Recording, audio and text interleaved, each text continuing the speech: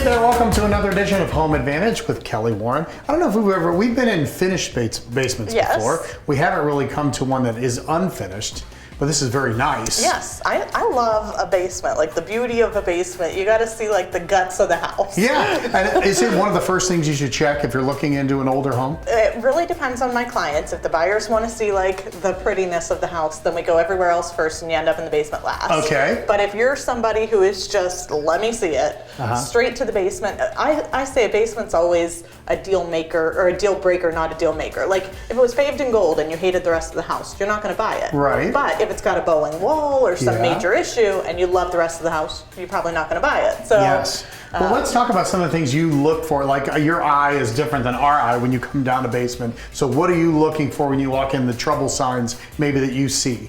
Well, odors, right as you start to go down the steps, you can smell if there's water or if there's mustiness, or even sometimes if there's a leak, a gas leak or something, you can smell those kind of things.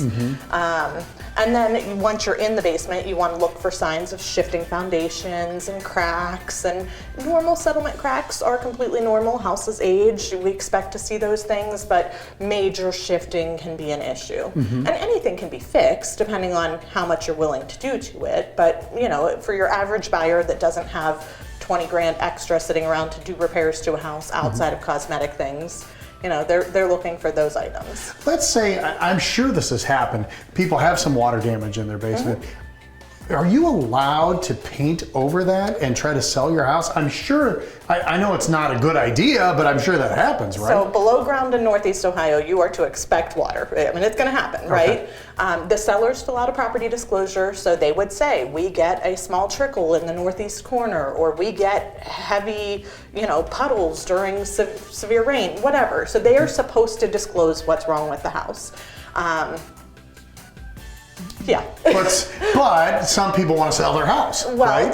They're not allowed to hide it. They're not allowed to cover over it. So sometimes a freshly painted basement, you want to be aware, like, why did they paint it? Was it to cover something up? Or was it just to brighten it up and because they like a cleaner finished look? And so you want to make sure if it's fresh paint and it's still wet and tacky, then that wall probably gets wet.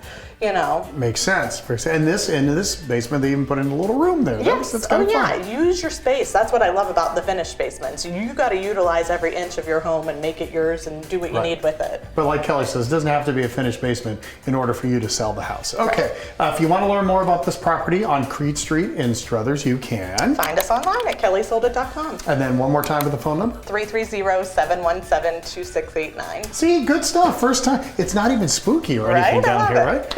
It's a basement edition of Home Advantage.